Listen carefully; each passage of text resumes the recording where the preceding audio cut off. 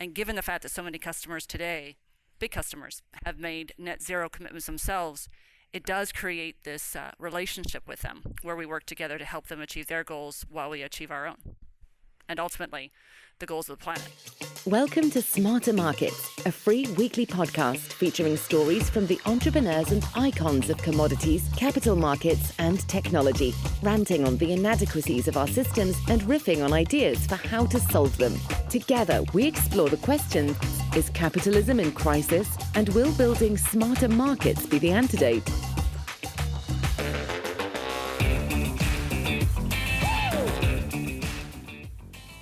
Welcome back to Demystifying the Carbon Markets on Smarter Markets. I'm Dave Greely, Chief Economist at Abex Technologies. Our guest today is Susannah Pierce, Country Chair Canada and General Manager for Renewables and Energy Solutions at Shell. Hello, Susannah. Welcome to Smarter Markets. Thank you for joining us today. Many corporations have made net zero commitments during the past few years, and many are now working on translating those commitments into credible plans for achieving net zero. Shell's commitment to be net zero by 2050 covers all the energy that you sell, scopes 1, 2, and 3. And that's a big deal because Shell's scope 3 emissions, the emissions from people like me using the energy you sell, is over 90% of your emissions. So I wanted to start off today asking, why did Shell choose that level of ambition? Thank you, David, and thanks for the opportunity to be on the show today.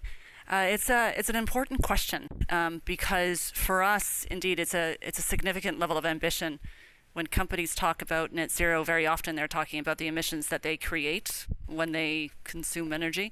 For example, that would be scope 1 when they buy power, or the emissions they create in the production of whatever it is that they're making. But for us, we're actually saying, as you said, we're actually trying to tackle our customers' emissions, and that's difficult because it's not really in our control 100%. But we recognized the significance of Shell in the energy system. And when we think about all of the energy that Shell sells to customers, it's about 5% of world consumption of energy. And so for us, we have a significant opportunity, I think, to have a role in significant carbon emissions reductions by working with customers. We also recognize that our future business depends on working with customers as they decarbonize, so driving lower carbon solutions for us is the market opportunity as well. So in short, our survival depends on giving our customers the type of energy that they need. And given the fact that so many customers today, big customers, have made net zero commitments themselves, it does create this relationship with them where we work together to help them achieve their goals while we achieve our own. And ultimately, the goals of the planet. And of course, many other corporations are now also working through how to turn their own climate commitments into strategies, plans, milestones. Can you walk us through how you've done this at Shell and what were some of the bigger challenges in that process? Shell thought about how we are going to continue to have a sustainable business in light of the Paris Agreement. We had to take a look at what is our existing business today and how does it need to change. We also had to consider the needs of society more broadly. And what I mean by that is, as we look to transition the energy system, we need to also pay attention to how that transition impacts people who are in the least or have the least capacity to pay for challenges that might come as a result of that. So we need to consider affordability. Today, in light of what we see happening in the world and war in Ukraine, we also have to consider energy security. But for us at the time, it was really driven by an idea or an understanding that the world is changing in terms of the energy that it needs to be lower carbon, and the world is growing. And so we need to find a way of pivoting our business to that. So we developed a strategy we call Powering Progress. We released it in 2021, and it's built on 4 key goals. The first of which, for a company like ours, is to continue to generate shareholder value. So we need to continue to have an investment case to have investors give us money that then we can give them a return on. We want to, again, consider how we can make sure that the energy that we provide is affordable and reliable for people. We want to make sure, though, as we do provide that energy, that we can achieve our net zero commitments. And then finally, we also recognize the role of nature and the environment in terms of producing sustainable energy. So there's a relationship also with how we can reduce other types of environmental impacts, including clean water use, including the impact on biodiversity, the circular economy. So we stood back and we said we have 4 key goals: generate shareholder value, focus on powering lives, achieve net zero, and respect the environment. With these 4 goals, which really is a combination of business strategy and social responsibility, we then said, now let's look at our business. So we have 3 real key pillars of our business. We have our upstream business, the traditional business, that's your oil and gas.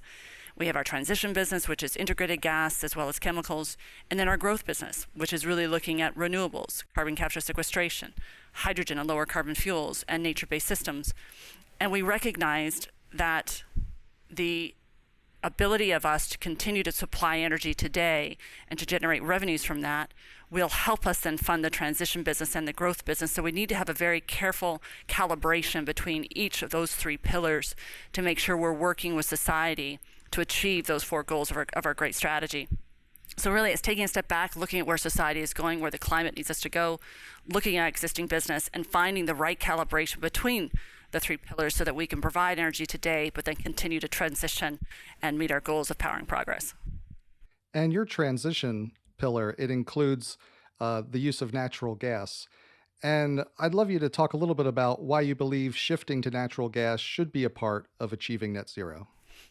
Yes, the shift to natural gas is really recognition that when we think about lower carbon energy today, we are pivoting from an oil and gas company to more of a gas company because we see gas as a better alternative for some sectors that are hard to electrify and hard to decarbonize, but then also as an important fuel for power plants, for electricity, when you still have intermittency with renewable power.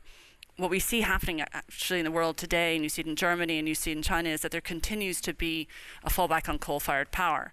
So the better alternative, of course, is natural gas. We see that today and we see that into the future until we get to a point of greater amount of storage. So for us, the shift to natural gas is a shift away from oil. It's a shift to gas that can provide backup power to intermittent renewables. And it's a shift of using natural gas for harder to decarbonize sectors where it could be used as LNG for fuels or LNG for shipping, LNG for bunkering and things like that. So it is a pivot to natural gas, and it's one that I think is necessary over the course of the next couple of decades. And while natural gas emits less than half the carbon that coal emits in power generation, so that switch is much cleaner, its green credentials have been called into question recently because of the issue of methane or natural gas being released during production and transport. Do you believe the industry can handle the issue of methane release, and how's the best way for them to do that?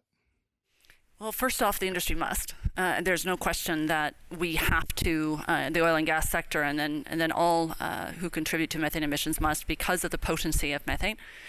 I would say that for Canada, the country in which I come from, there is significant leadership in this area. And frankly, there was at COP26 where there was the global methane pledge, which was to reduce global emissions by 30% by a number of countries. And in Canada, I'll give you the example, we have a commitment to reduce methane emissions 75% by 2030. But we're already advanced in that regard. And we're advanced because we have technology which we can employ. We're also benefiting, I think, to a large extent in Canada from hydro-based electricity systems. So we have the ability to go from pneumatic drives in my sector to electric valves. So we have the ability to actually decarbonize and to reduce our methane emissions right now with existing technology. It's a function of rolling it out and accelerating it, but it's a must-do. And I think we're on the pathway to do that. And do it for our sector, but then also look at what we could do for other sectors as well. And that brings up the point that, not only do net zero plans have to be effective, they also have to be seen to be credible by stakeholders. And I'd love to know how you're approaching that credibility challenge at Shell. I've noticed that earlier in your career, you worked with diverse groups of stakeholders and community groups, on Canadian LNG projects. And I was curious if that experience offers lessons in, creating consensus among stakeholders that you might find useful now. It's a great question, in part because one of the things I think our industry has suffered from is a lack of trust. And frankly, any big industry, to an extent, suffers from trust issues. And with respect to my experience at LNG Canada, I lived by the principle that transparency is the currency of trust. I wasn't the one who coined the expression, but I lived by it.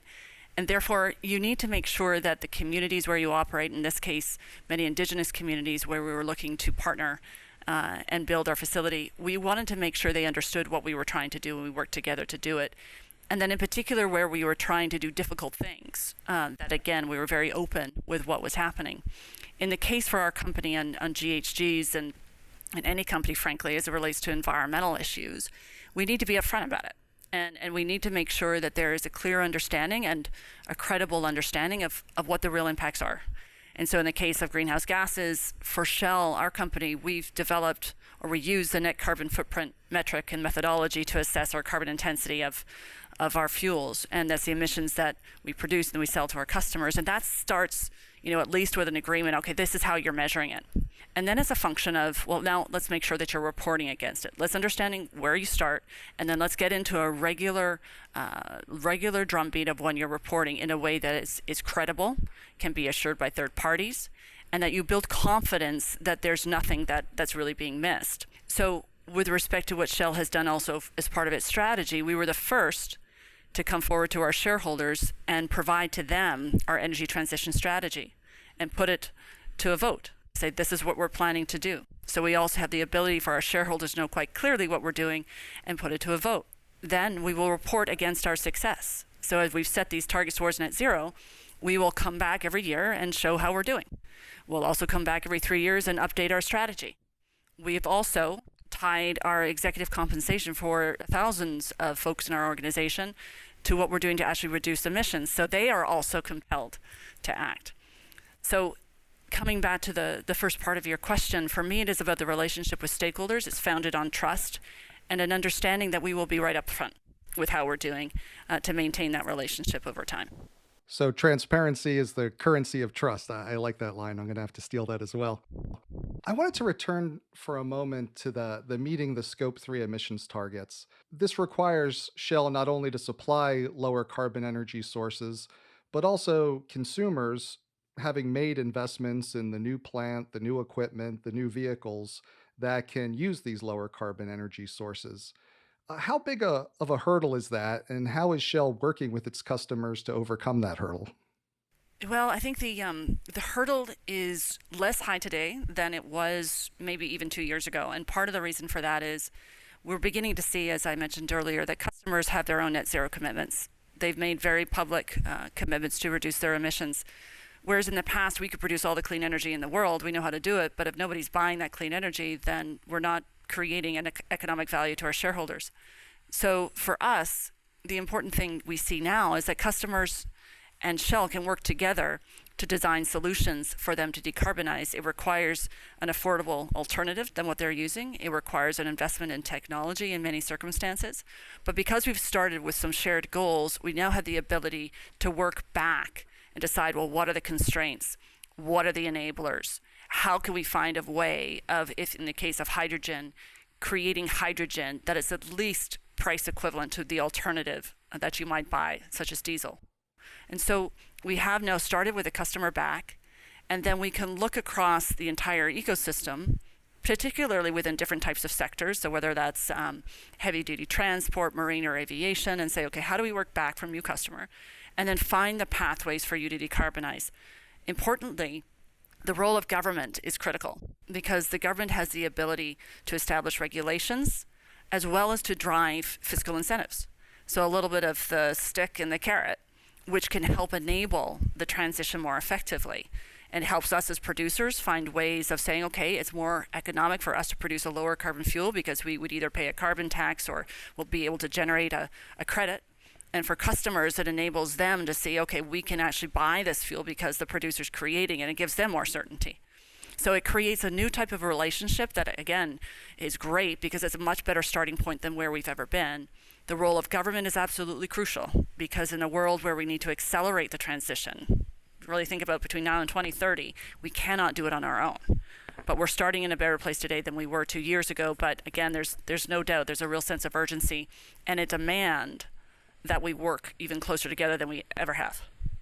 And how does that translate down to the retail level? Thinking like, a person like myself of driving a car or using electricity or all the other sources of energy. I imagine there'll be, increased use of biofuels as part of the plan, increased use of electrification. But of course, will I have the car that can do that? So I was just curious how you're thinking about the retail level as well. Well, we think about that quite a lot because when you think about Shell, you think about Shell gas stations, many of us. You drive up and you see the pumps. But we also see the role of government mandates for zero emissions vehicles, again, which are mandating the manufacturers create zero emissions vehicles. So for you and me, in time, probably by mid-2030s, we will be driving zero emissions vehicles, in part because the manufacturers have had to create it to sell these vehicles. So you and I will have that choice. So we need to keep pace with that and make sure that as we're looking at what type of energy these vehicles consume, that we're putting those pumps at our stations. So I'll give you an example, which is interesting because this is an example of where we as Shell maybe got a little bit ahead of our retail customers. I live in Vancouver, BC, and we've had a number of hydrogen pumps at our retail stations here. The challenge we've had in BC is that nobody's really driving hydrogen cars. There's a few, but not enough. So when we think about putting hydrogen pumps in those retail stations, we're basically taking away those pumps from serving customers what they typically buy, gasoline or diesel, and we're putting hydrogen pumps there. Well, if nobody's driving hydrogen cars, then that's not a great investment at this point in time. However, that will change with zero emissions vehicles because we'll see more hydrogen cars, we'll see more electric vehicles, and so that will mean at the retail stations we need to keep pace with that, and that's what we're doing. We're rolling out thousands of EV chargers at our stations, and if you're in California, you'll see hydrogen as well. And we're looking to do the same for hydrogen where I am at right now in Vancouver too. And it sounds like it's really going to be that concerted effort between companies like Shell, the typical person on the street like myself, and government policymakers and manufacturers of vehicles all kind of trying to get to the common goal. I wanted to ask you, in addition to avoiding and reducing emissions, Shell's plan also calls for mitigating the emissions that do occur by capturing and offsetting them. How are you approaching obtaining high-quality offsets from carbon reduction projects? Thank you. The question is really important because I think that there can be quite a misunderstanding around the role of offsets or carbon. First, what do we do to avoid emissions? What can we do with the existing production that we have today to reduce emissions? But in the absence of that, we do need to look to the role of carbon credits or carbon offsets, which enable us to invest in projects that can actually offset the emissions that we weren't able to eliminate. So essentially the residual emissions. Now, for some of the challenge around carbon offsets today, it's been a question about whether or not these carbon emission removals are real. Can they be measured? Are they permanent? Like, for example, in trees, if you capture carbon, is it permanent if the trees burn down? Are they additional, meaning like would this emissions reduction have happened otherwise? And can they be verified and unique? I think that's very important. Those key criteria are crucial to it. And those are the types of offsets and credits that we would invest in because we do need them to be credible. But it's critical to understand that as we're looking to really make such a significant transition in a short period of time and of an energy system that's been around for 100 years, we will not be able to do it without looking to the role of offsets when you're not able to avoid or reduce your emissions. So these are things, again, that meet those criteria that enable, in the case of, let's say, forestry for certain jurisdictions of the world, a new revenue stream for trees that could be forested. And therefore, not foresting gives that particular community a revenue stream that they would not otherwise see. But that also benefits the climate if they don't take down the trees. So it's a really important lever. It's not one that you should go to first, but it is absolutely critical, I think, for us to be successful in meeting our goals under the Paris Agreement. And so, yeah, Shell looks to it as an important part of our strategy. Last year, I think we invested about $100 million in looking at nature-based offsets, and we're continuing to look at additional offsets that we can provide, in particular for Scope 3 for our customers, and looking to about 120 million tons by about 2030 to help reduce Scope 3 emissions. And, much of the investment that's occurring globally in the carbon reduction projects is still very, bespoke, bilateral agreements between project developers and companies and relatively long term. You mentioned some of what you look for in a carbon reduction projects. It sounds like more of the nature-based projects. But, if there's anything you could go into more there, I'd be really curious. Sure. Well, as it relates to, let me just speak about a project that we've had here in British Columbia, and it speaks maybe directly to the earlier question about retail, but we partnered with the Nature Conservancy and we developed a forest offset project called Darkwoods. And so when you pull up to a pump at Shell and you fill up your car, you're able to actually offset your emissions. So our scope 3, your scope 1, you're able to offset your emissions by purchasing carbon offsets actually on your phone and your app. And so that's an example of something that is working for you on a voluntary basis, that you can voluntarily decide to reduce your emissions based on a commitment that we have made. And so these sorts of opportunities are beginning to grow. Again, they have to come from real projects, as I mentioned, that are verifiable, measurable, etc.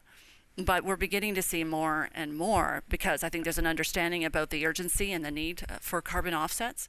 But I also think we're beginning to actually get better at building out the protocols and making sure that we really understand what we're buying and what we're offsetting. And I'm sure many people have seen the work of Mark Carney, who used to be Governor of Bank of Canada here, but the Task Force on Scaling Voluntary Carbon Markets talked a lot about what the opportunity was, and I think they suggest that the market could be more than $50 billion by 2030. So you see the growth there, again, needs to be underpinned by real projects, and so that's quite exciting. And I would also say this, and this maybe comes back to the strategy piece I mentioned earlier called Powering Progress. I'm pretty proud and excited by the opportunity that we would have in looking at, in this case, forest carbon offsets for particular communities that can drive these income streams by not taking down their trees, not foresting their trees. Community that we work with here is the Chilcotin First Nation. We're planting approximately 800,000 trees, and at some point in time, those trees will now enable them to capture carbon, but then also hopefully monetize that.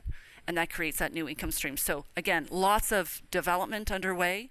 I think the function of the carbon markets for offsets is going to continue to grow, and it needs to be underpinned again by real projects that are investable, but I'm quite bullish about it.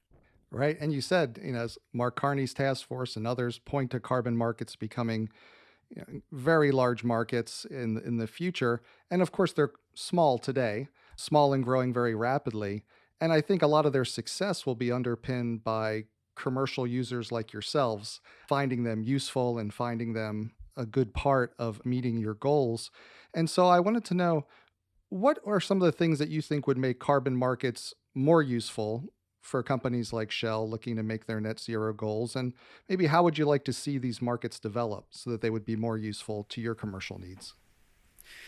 Well, indeed. I mean, I think there is a process of developing the carbon markets. And as I mentioned earlier, the important thing is that these are real and credible offsets opportunities. And so as part of the carbon markets, you need to see that there are third parties that are verifying these projects that we would be investing in. So there's third parties out there that we look to, such as Vera, the American Carbon Registry, Gold Standard, Climate Action Reserve, that provide a level of assurance on the standards that we use for these projects. So that's really absolutely crucial. There is an important role, I believe, of individual project developers and nations. And maybe I'll shift a bit to things like Article 6, where Article 6 enables trade between nations so that you're transferring, in this case, nationally determined contributions. So if I invest in a carbon offset project in one nation, it reduces the emissions there. We could begin to trade that emissions credit back. That's an interesting element as well that I think is important as I look at individual projects that Shell might have a one country that can't reduce much further than a particular level. How can we work with our governments to begin to trade under Article 6? I think that's another element I very much look forward to. And I think there's other types of projects that I'm quite interested in and I think is evolving as well. And it's the role of soil carbon sequestration. I'm quite interested and excited to see that develop because it's very much connected to regenerative farming. And this is a piece where farming practices have a significant role either to play in providing a sink for carbon or not. And so the farming practices that we could look to also, and then potentially beginning to measure the carbon in soil, creates a new type of potential offset opportunity. Driving regenerative farming practices increases farming productivity, but then also enables a new type of potential carbon offset, which has that virtuous circle of better farming, better productivity, more carbon capture sequestration. So that's another element that I'm really looking forward to see evolve. A lot of this has to do with the technology. A lot of this has to do with the practice. A lot of this has to do with the ability to establish the protocols. And then you can begin to get into a place of trading and making these types of investments. So I think we're just at the beginning of a very exciting time of looking at what we can do to leverage things like nature to help us meet our climate commitments. Again, it's something corporately we look at in terms of offsets as a third part, but it's a necessary part. And when you add on these additional benefits, more productive farming, revenue streams to communities that wouldn't otherwise get it, it's a necessary part of a climate strategy.